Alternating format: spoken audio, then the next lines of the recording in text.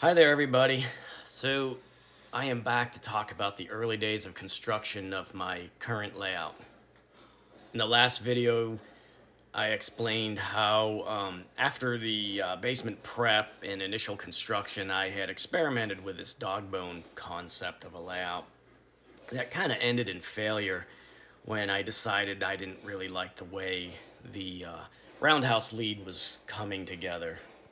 All was not lost, though.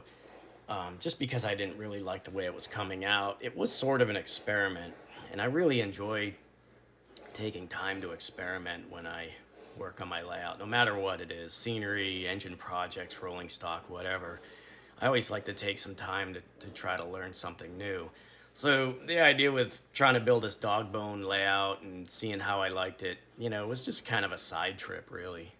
In this next series of images I pulled from my old iPads and iPhones, you'll see that I went through this process of reconfiguring the benchwork, which really wasn't too difficult because of the way I build layouts. Everything was kind of modular. So the initial roundhouse, like I had explained, and turntable assembly was kind of built on a 4x8 island, that was connected and spliced into the layout with a bridge piece. I had simply just disconnected that and tied the legs together and kind of slid it into the far corner of the layout where you see it there now.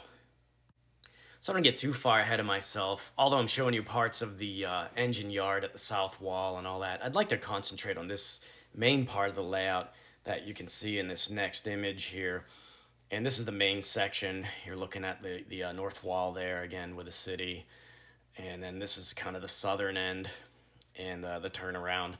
So I'd like to concentrate on talking about this main section of the layout, and then maybe I'll save the engine and roundhouse sections for a later video. You can see that I was experimenting with building locations in this initial layout setup. This is the early version of the bench work before I filled in a lot of it. Those two houses on that bluff in the far corner there, I just wasn't happy with the way that came out. So I thought I would do something with that bluff. I had that front track. I thought it would look cool going into a short tunnel, which to this day is still a dead end. Since it's right at the front of the layout, I thought it'd be nice to do a proper tunnel liner for it. I made a special tool to give me these concrete mold lines inside the tunnel liner. So it's just a piece of scrap styrene with notches cut in it. And, I slathered some spackle in there and then kind of ran it through. So you can see the tunnel's like maybe 15 inches deep or something. I can't remember. It was supposed to be a lead for maybe a short staging yard in the utility room, but I just never got around to building it. Here's some of the basic landforms now going in for the background of the city. And to make it a little more visually interesting, in my opinion, I decided to kind of split up the buildings and put some scenic landforms in between them. Here's some of the ground cover going down as I made progress on the background. A lot of this stuff was kind of recycled from the old layout. A lot of the scenery supplies and the ground cover was scraped up and sifted off the old layout. Same with the background structures. Um, I'll probably go into more details on my rock work and stuff later on, and I'll probably talk more about actual foam scenery techniques. I do a little bit of stuff different than other people, I think. So here's another shot showing the idea of splitting the buildings up with little bluffs. I thought it was kind of cooler looking, and then here's another shot of progress. And then here's what the initial track plan actually looked like. A lot of it's still like this today. And you can see that it's kind of a lot like my old layout. And then here I am playing around with some more background buildings as I progress along the east wall. I move these buildings around a lot. Here's finally, I got the back of the corner layout kind of nailed down finally. These are all recycled buildings from Greenbrook. The idea was kind of have a fading alleyway back there so it wasn't so obvious that it was in a corner. And that corner building there with a little silver water tower right kind of above that box car, that's the odd shaped building. This was a hairy hikey building that I kind of modified as a kit. It was supposed to straddle the tracks, and I I kind of wanted something to be right down at track level with a loading dock. Here's looking toward the south wall now, and you can see I was playing around with positions of buildings still as I made my way down that east wall. It's basically the back wall of the main part of the layout. And I moved these buildings around, I don't know how many times, but and that terminal warehouse never did make it onto this layout, unfortunately. That's still in the archives, and that's based off of the Great Lakes Terminal warehouse in Toledo, still standing today. Here's another little background building I cobbled up together real quick. Just foam core balsa. Same with this one, and you can see that they're getting put in. And then here's another. This was probably the final configuration of the early version of this layout. I changed these buildings up not too long ago. There's another bluff I put in, and it was supposed to be a transitional section going to the outskirts section of the layout where there was like one last little cluster of industrial buildings. Again, more stuff recycled from the old Greenbrook layout. And that bluff, again, more foam scenery, and I'll get into that later, the way I work it. Uh, I really like working with foam. So here's another shot. That bluff was all hand-carved plaster of Paris rocks. And here's another building. I think I gave this to Dave Minaric. This didn't make it to this layout. This was based off of the C.R. Wilson Carriage Building in Detroit, which I have another version on the layout now.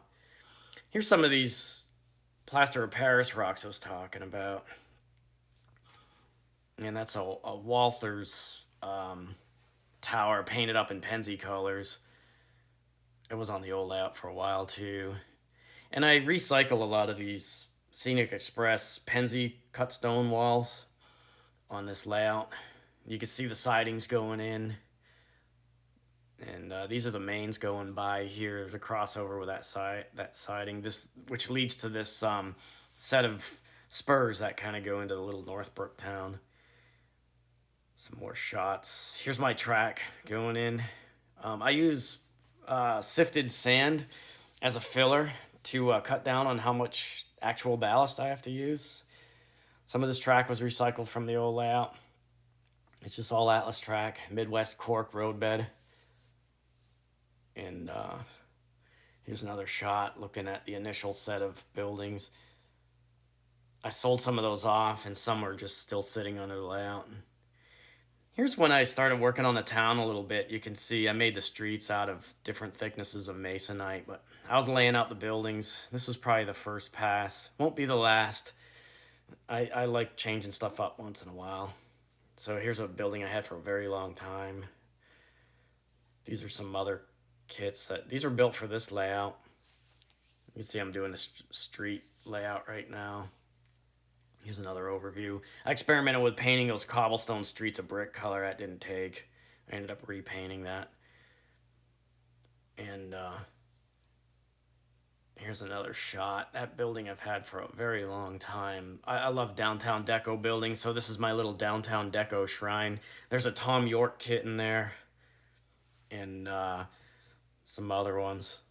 So at this point, the layout progress was far enough along that I was able to, take a break from hacking away at scenery and spend a little time in the shop working on some more detailed scenic elements like these utility poles. Somebody was asking how I made them, and I have a ton of different versions, but these are some street level ones, and you can see them going in here. And I'm kind of due to do a video on these. I have some ideas for some new ones because I'd like to put some like actual working street lights on them. But this is like just standard dowels and styrene and some Berkshire Valley and keel line parts. And these are I try to make the street level utility poles like a certain character, different from like the telegraph poles on the line side. So getting back into the layout construction, this is the birth of Beer Can Hollow, which I can't remember how it got that name, but here it is going together. This is an Atlas double track Pratt truss bridge, and this is just how I integrated it into the layout. This is a fairly shallow section of the layout. It's about 30 inches wide, and it's got a drop section to give me the change in elevation to justify having a bridge. The basic idea is that this section of the layout is a scenic transition from the outskirts of the city into the countryside. You can catch a glimpse of some of my foam working tools, which is, a couple of short form rasps, a decent keyhole saw, and a dual temp hot glue gun. So just some more cutting and gouging away at the foam to get the shapes I liked. You can see I used a retaining wall back there. On a shallow sectional layout like this, it's nice to use retaining walls of different styles to get you some vertical height changes. Um, so you can see the idea was that there was supposed to be a road coming from the left. I mean, that's what's there today. Coming out of the outskirts of the city and coming down into this hollow and then going back up into the mountains, and so here's the scenery kind of getting greened up. And looking back, I never did get to use this building on this layout yet.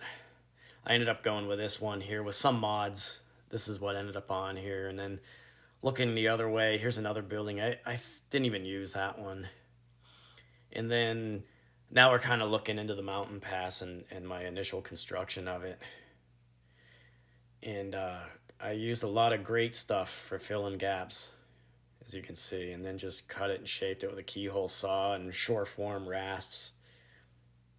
I like to take time and step back from the layout and look back at what I'm doing to see if I'm happy with the forms. On this part of the layout, the mountain background had to come off the backdrop a little bit and follow these track contours. I came up with this idea of using scrap cardboard to create sort of a spine and skeleton arrangement to fill in with foam.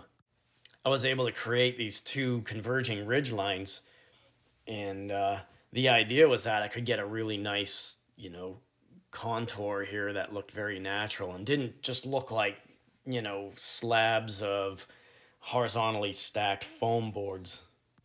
I cut some big pieces of foam into 5-inch wide strips using a little handheld circular saw, and then I cut those further down into like bricks, and I was able to use those bricks kind of like building blocks, just kind of cut them and shaped them and hot glued them into the spine, and was able to rapidly build up this sort of freestanding ridge line here. On the front section of the layout, I was able to hide the rear edge of the bench work with these little mini bluffs. And once they were populated with like trees and telegraph poles and other details, it would look pretty natural against the edge of a railroad right away. And by filming it from low angles, it would block the edge of the bench work, yet you could still see the backdrop of the rear section of the layout, 10.5 feet away. I took another break from the major scenery work and all that to play around with my first version of the car shop. You can see I was getting it built here. And then this kind of gives you an idea of what the backdrop looked like. And here I am starting in on the rocks. These are just plaster of Paris rocks, just plaster of Paris globbed up and slathered onto the surface of the foam, and then just kind of carved on with a pointy stick and like a painter's scraper. Not sure if it's noticed, but I really don't cover my foam scenery with like plaster cloth or anything like that. I don't fully coat it with anything. I might fill a lot of gaps with painter's caulk or spackle, or in this case, because I'm doing these plaster rocks, some excess plaster. But paint, glue, and plaster, it all sticks very well to this foam, and I really like to leave it as rough as I can. So here's a picture of first pass of painting on the rocks. I just use Krylon khaki. Once it's dry, I follow up with brown and black acrylic washes, and once that's dry, I'll do a lot of dry brushing to pop the color of the rocks out.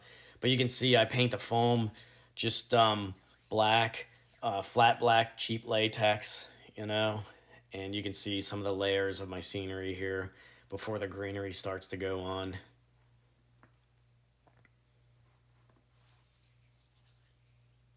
And I think I bought the 5 gallon bucket of the Scenic Express Adirondack blend.